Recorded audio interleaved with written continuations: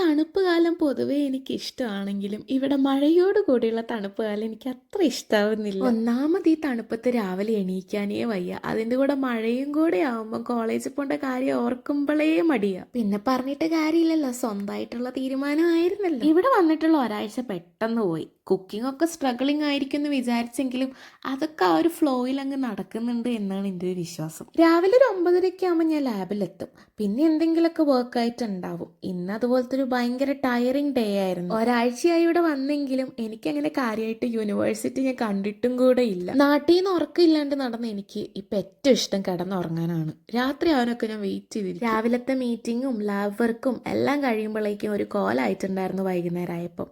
ഞങ്ങളുടെ professor last week ഏതോ കോൺഫറൻസിന് പോയി വന്നതുകൊണ്ട് ഞങ്ങൾക്ക് കുക്കീസൊക്കെ കൊണ്ടു തന്നു.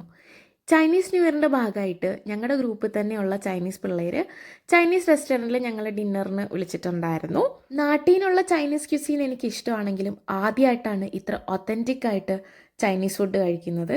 അടിപൊളി ടേസ്റ്റ് ആയിരുന്നു, എല്ലാം നന്നായിട്ടുണ്ടായിരുന്നു.